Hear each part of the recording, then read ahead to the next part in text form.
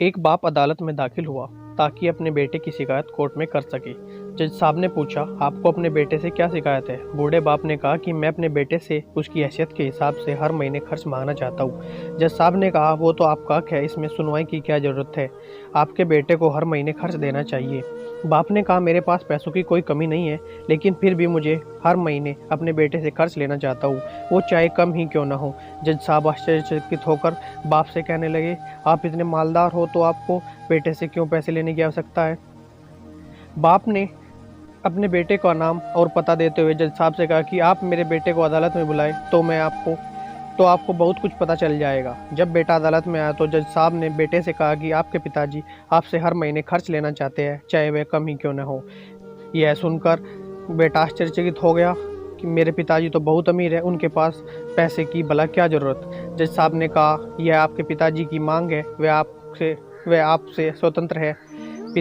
पिताजी ने जज साहब से कहा कि मैं अपने बेटे से कहिए कि मुझे हर महीने 100 रुपये देगा और वो अभी अपने हाथों से और उस दिन पैसों से बिल्कुल भी देरी ना करेगा।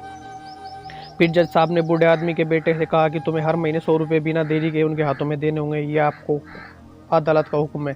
मुकदमा खत्म होने के बाद जज साहब बूढ़े आदमी को अपने पास बुलाते हैं। उन्होंने बूढ़े आदमी से पूछा कि अगर आपको बुरा ना माने तो मैं आपसे एक बात पूछूं, आपने अपने बेटे के खिलाफ केस को किया, आप तो बहुत अमीर आदमी है और इतने छोटी सी कीमत। बूढ़े आदमी ने रोते हुए कहा, जज साहब मैं अपने बेटे का चेहरा देखने के लिए तरस गया था, वह अपने काम में इतना व्यस्त रहता है कि एक ज़माना गुजर गया है कि उसे मिलना नहीं हुआ, नहीं उससे बात हुई, ना आमना सामना हुआ, ना फ़ोन पर बात हुई। मुझे अपने बेटे से बहुत मोहब्बत है, इसलिए मैंने उस पर केस किया ताकि हर महीने उससे मिल सकूं और मैं उसको देखकर खुश हो लिया करूंगा। यह बात सुनकर जज की आंखों में आंसू आ गए।